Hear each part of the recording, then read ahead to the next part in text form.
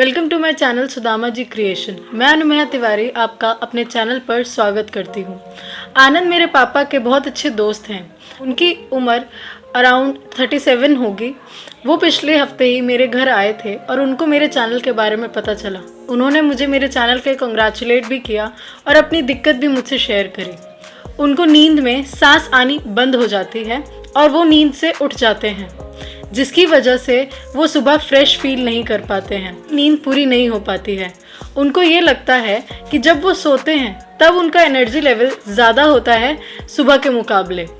वो बोले कि थोड़ा रिसर्च करके मुझे इसके बारे में बताओ और क्या क्या प्रिकॉशंस लिए जा सकते हैं इस दिक्कत में, वो मुझे बताओ। तो आज की वीडियो में हम इसी समस्या के बारे में जानेंगे। हमने रिसर्च करा तो हमें इस बीमारी के बारे में पता चला। इस बीमारी को स्लीप एपनिया कहते हैं। जब से म्यूजिक कंपोजर बप्पी लहरी का निधन हुआ है तब से हमने इस बीमारी के बारे में काफ़ी सुना है। ये बीमारी उनके निधन के बाद से काफ़ी फेमस हो गई है। आज हम इसी स्लीप एपनिया के बारे में अच्छे से डिस्कस करेंगे। मैं ये जानकारी काफ़ी रिसर्च करके लाती हूँ और आपको आसान भाषा में समझाने की कोशिश करती हूँ। तो प्लीज़ मेरी वीडियो को लाइक करें, कमेंट कर बताएं कि आपको मेरी वीडियोस कैसी लगती हैं और अगर आप मेरे चैनल पर न्यू हैं तो प्लीज़ मेरे चैनल को सब्सक्राइब करें। तो चलिए शुरू करते हैं। आजकल सुबह उठकर फ्रेश ना फील करना काफ़ी आम हो गया है। आजकल इस बात से लोग बहुत परेशान हो गए हैं कि वो रात को 7 से 8 घंटे सोने के बाद भी सुबह फ्रेश फील नहीं करते हैं। उनको सुबह थकान महसूस होती है। उनको ऐसा लगता है कि उनका एनर्जी लेवल रात को ज़्यादा था और सुबह और कम हो गया है और दिन भर थका थका सा महसूस होता है। इससे उनके काम पर भी फ़र्क पड़ता है। अगर आप भी इस समस्या से जूझ रहे हैं तो इस वीडियो को अंत तक देखें, तो आपको इस वीडियो में इस दिक्कत के बारे में और पता चल जाएगा। अब हम जानते हैं कि जब हम सुबह उठते हैं तो हम क्यों थका महसूस करते हैं और दिन भर क्यों हमारा एनर्जी लेवल डाउन रहता है। एक्सपर्ट की माने तो जैसे कि बैलेंस डाइट लेना, सुबह एक्सरसाइज करना, सही तरीके से पानी पीना और सेहत पर ध्यान देना जितना ज़रूरी है, उतना ही ज़रूरी रात को 7 से 8 घंटे की नींद लेना है। क्योंकि हमारे शरीर दिन भर काम करता है और उस काम करने में हमारी बॉडी की जो सेल्स होती हैं वो काफ़ी डैमेज हो जाती हैं। तो हमारा शरीर रात को सोते वक्त ही इन डैमेज सेल्स को रिपेयर करने का काम करता है, जो कि शरीर के रनिंग सिस्टम द्वारा किया जाता है। इसलिए सोना बहुत ज़्यादा ज़रूरी है। और सोने का मतलब ये नहीं कि सिंपल आप बेड पे जाएं और लेट जाएं। सोने का मतलब है कि सोने के दौरान आपका ब्रेन स्लीप साइकिल की सारी स्टेजेस को पूरा करना चाहिए और आपकी बॉडी भी नींद की सारी स्टेजेस को पूरी करनी चाहिए।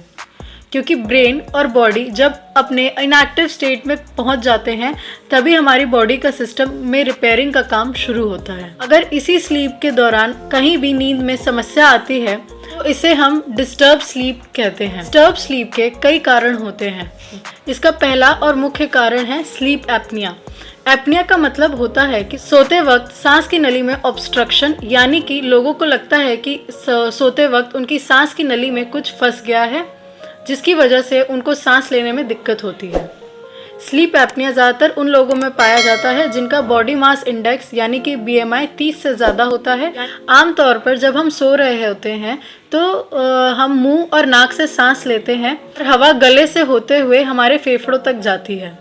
जब हमारा शरीर ज़्यादा मोटा होता है तो हमारे गले की मांसपेशियां हमारी की नली को ऑब्स्ट्रक्ट करना शुरू कर देती है। कि जब हमारा पूरा शरीर स्लीप की तरफ बढ़ रहा होता है तो ये मांसपेशियां भी थोड़ी शिथिल हो जाती हैं, क्योंकि ये भी सोने की ओर जा रही होती हैं।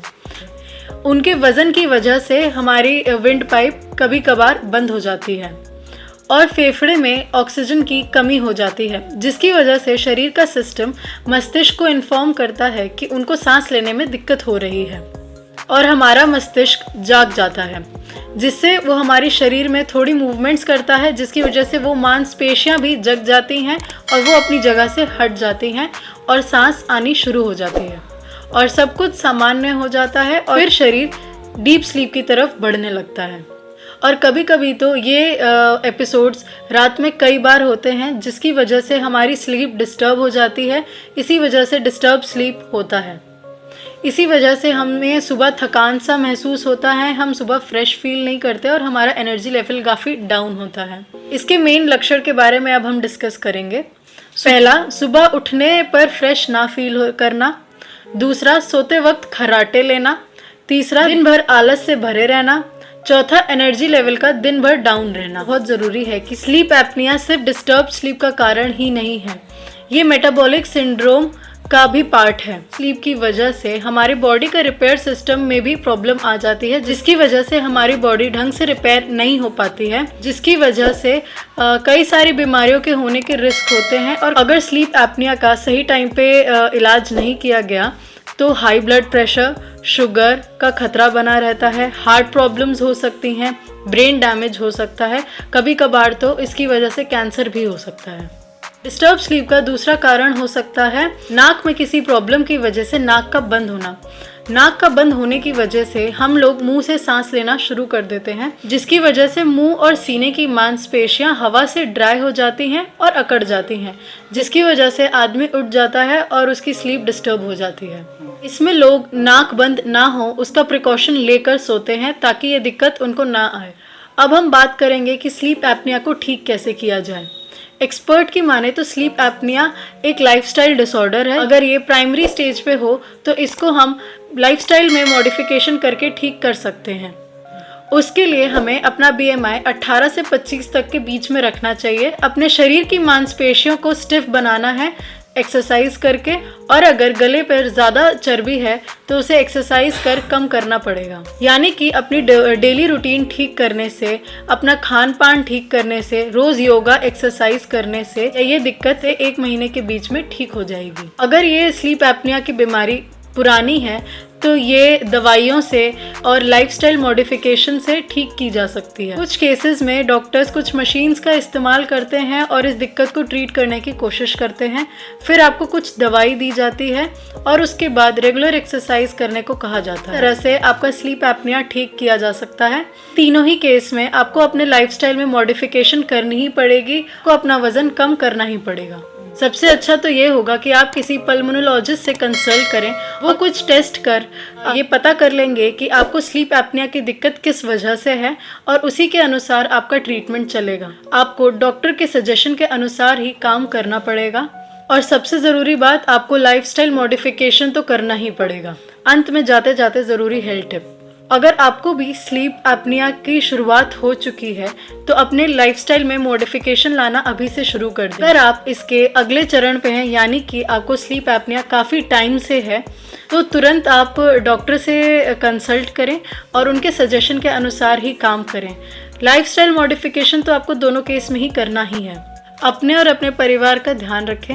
हमारे वीडियो को ऐसे ही लाइक करते रहें।